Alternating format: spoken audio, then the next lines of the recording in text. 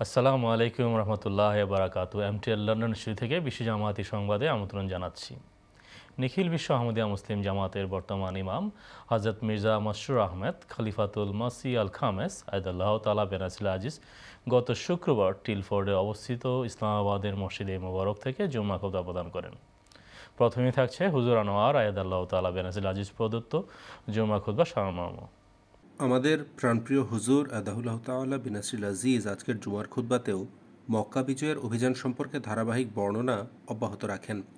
মহানবী সাল্লাল্লাহু আলাইহি সাল্লাম কীভাবে মক্কা বিজয়ের দিন কাবাগৃহ ঘিরে থাকা প্রতিমাগুলো ধ্বংস করেন সেই ঘটনা হুজুর খুতবায় উল্লেখ করেন।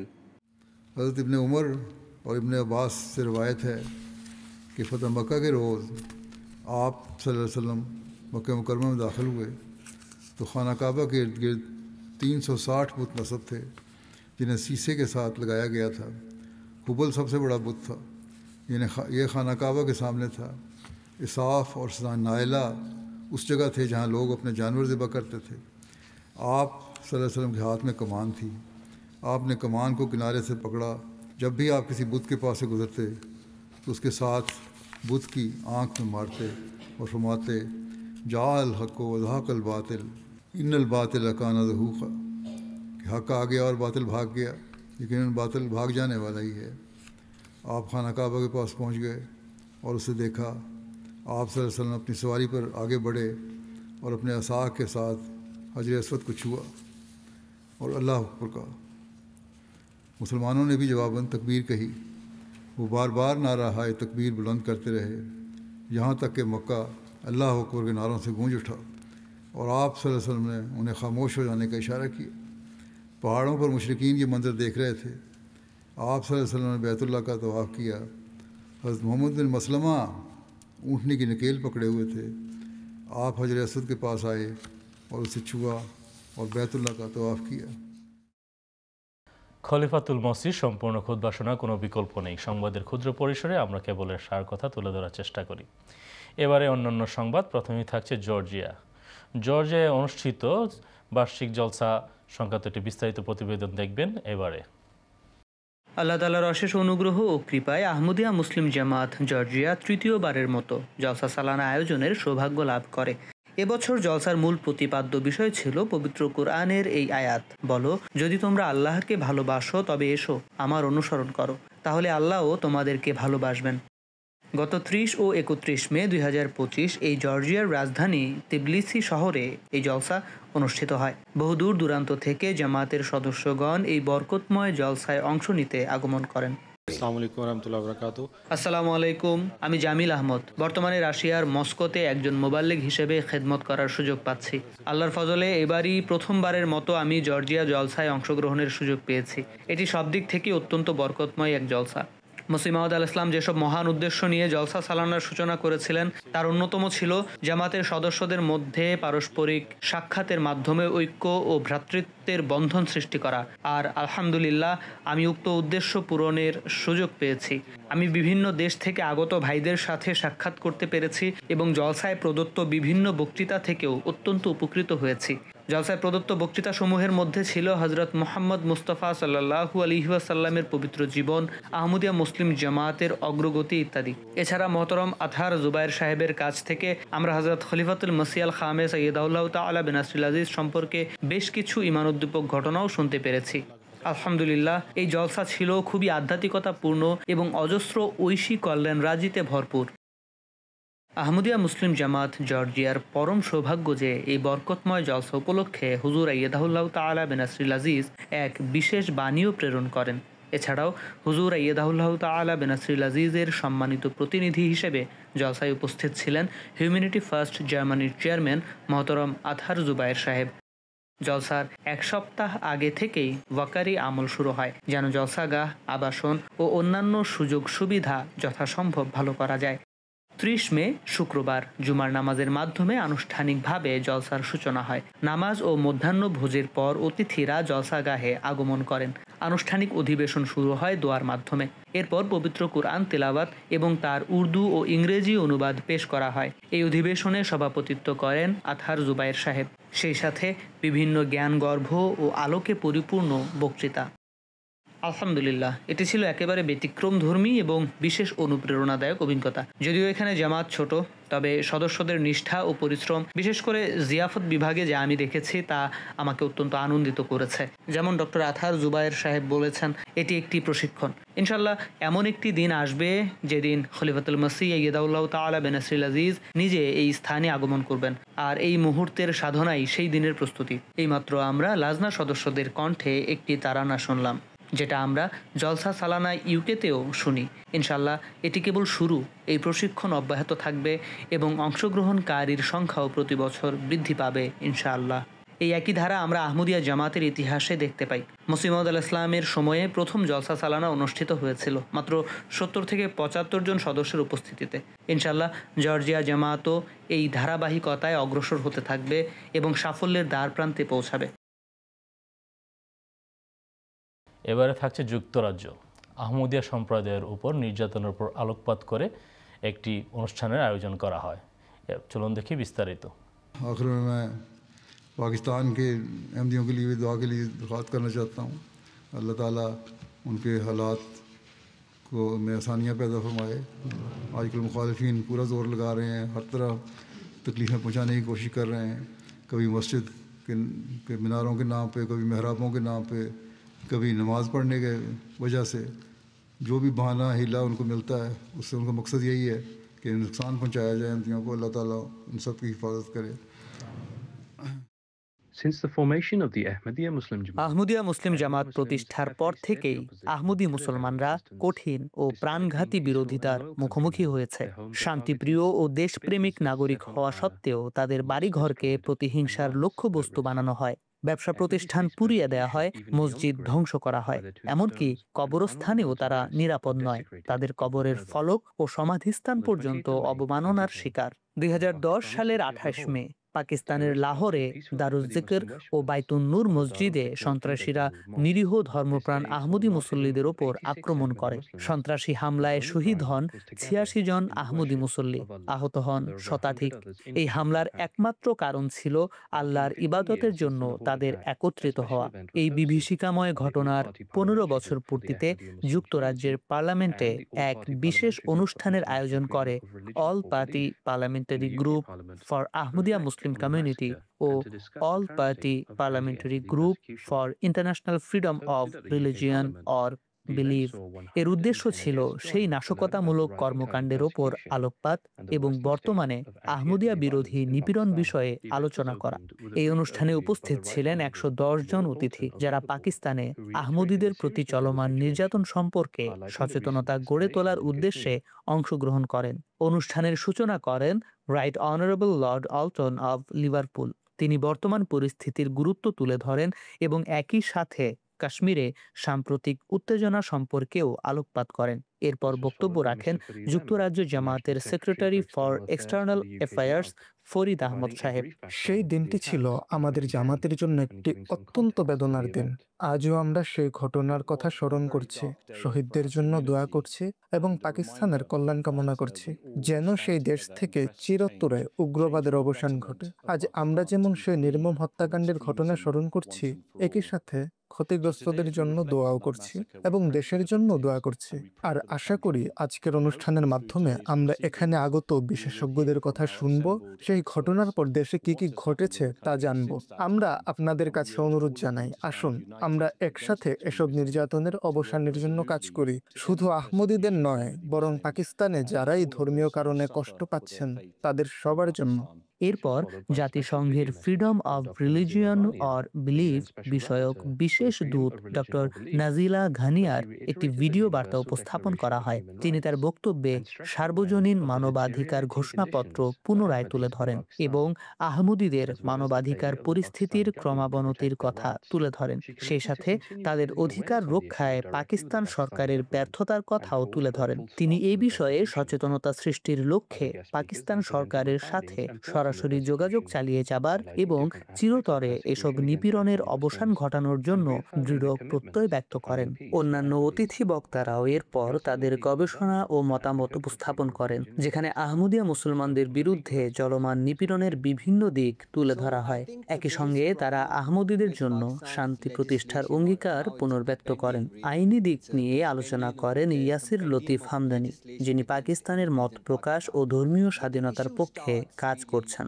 আমার মতে পাকিস্তানের আইনগত সমস্যা, যা বলতে গেলে বিশাল এক ভান্ডার, এবং আহমদিয়া বিরোধী আইনগুলো আসলেই এক বিশাল ভান্ডারে পরিণত হয়েছে। মূল সমস্যা শুরু হয়েছিল পাকিস্তান রাষ্ট্রের এই ধারণা থেকে যে মুসলিম শব্দের একটি নির্ধারিত সংজ্ঞা দিতে হবে। এটা আসলে সমস্যার মূল যে তারা মুসলমানের একটি সংজ্ঞা দাঁড় করাতে চায়, অথচ 1953 সালে উপস্থাপিত একটি তদন্ত রিপোর্টেও উল্লেখ করা হয়েছিল মুসলিম শব্দের একটি নির্দিষ্ট সংজ্ঞা দেওয়া সম্ভব নয়।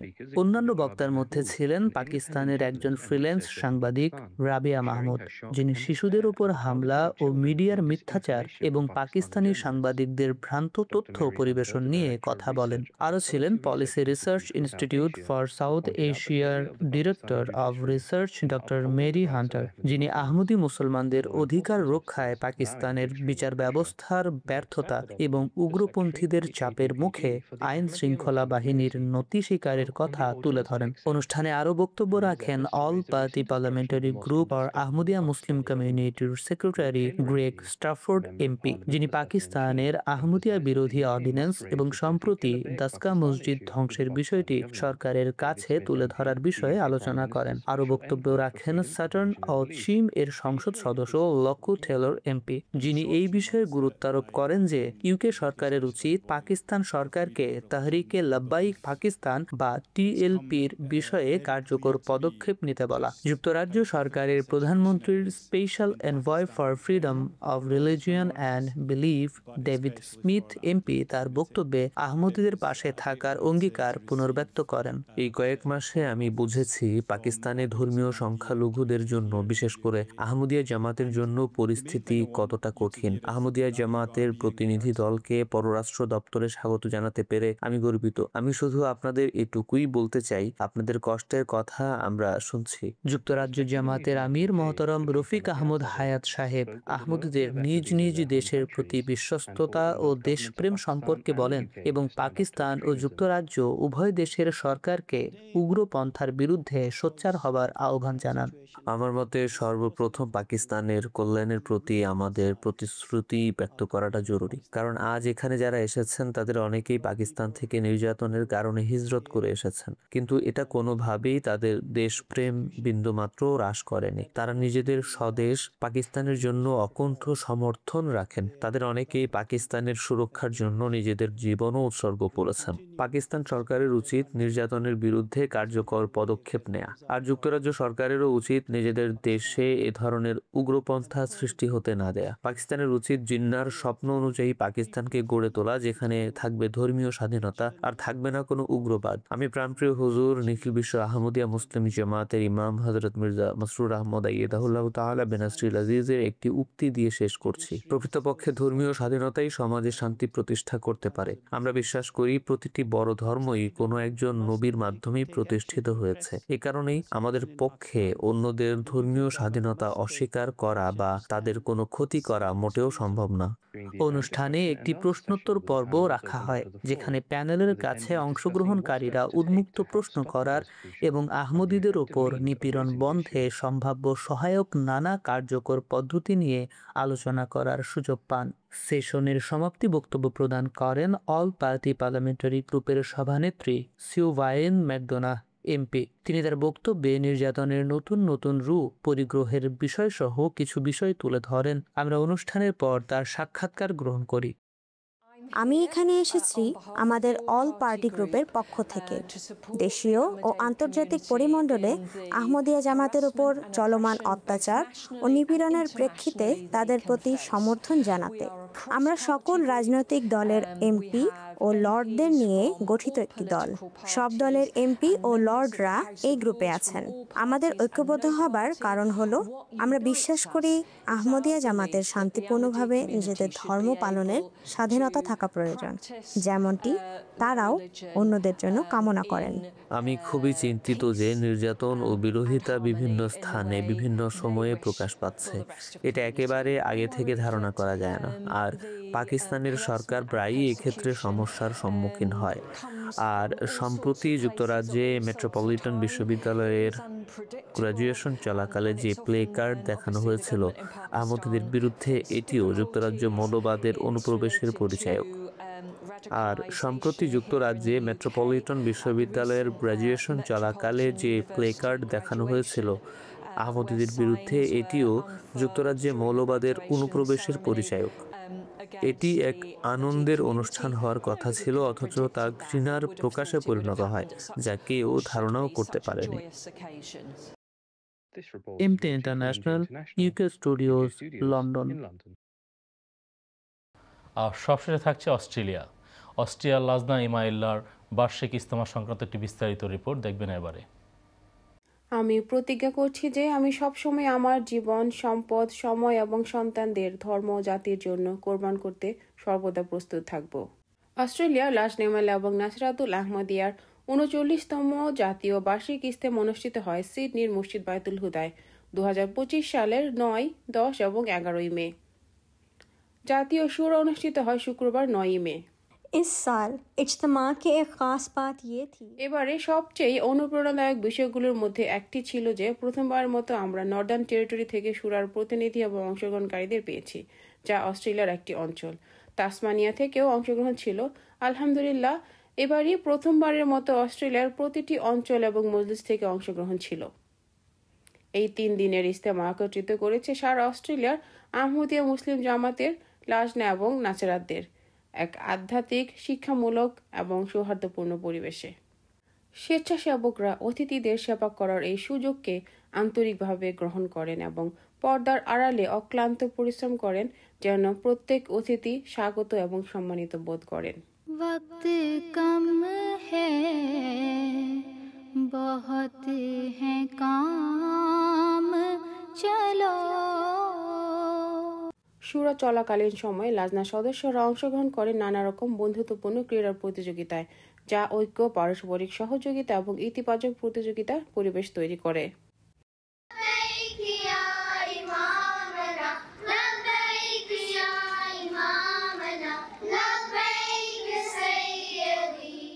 ইজতেমায় অনুষ্ঠিত হয় বিভিন্ন তালিমি প্রতিযোগিতা, যেমন তেলাওয়াত, নজম, বক্তৃতা এবং কুইজ, যেখানে দেশের প্রতিটি অঞ্চল থেকে অংশগ্রহণকারীরা উৎসাহের সঙ্গে অংশ নেন।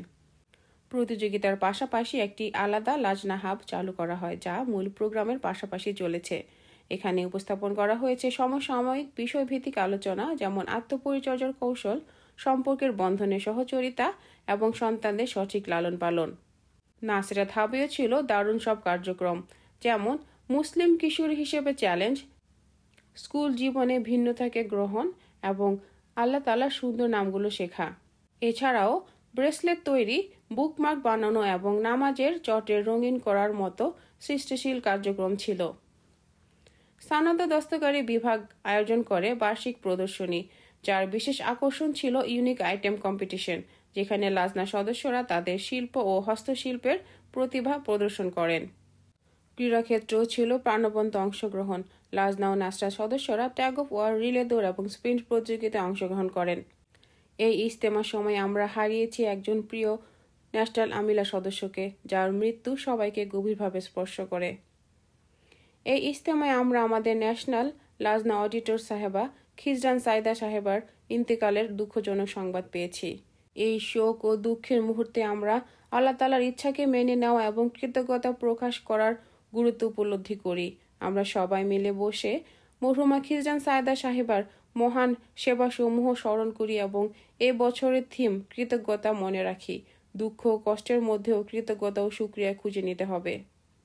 এ বছরের থিম অনুযায়ী সম্মানিত সাদা সাহাবা আল্লাহ তাআলার প্রতি কৃতজ্ঞতা প্রকাশের গুরুত্ব নিয়ে একটি হৃদয় ছোঁয়া ভাষণ প্রদান করেন, বিশেষ করে বিপদের সময়। তিনি বলেন, আপনারা যে লাজনা আহাদনামা কিছুক্ষণ আগে করেছেন, এটি শুধুই একটি আনুষ্ঠানিকতা নয়, বরং মনে রাখবেন আল্লাহ তাআলা বলেছেন মুমিনদের কাছ থেকে নেওয়া প্রতিজ্ঞা সম্পর্কে তিনি জবাবদিহি নেবেন।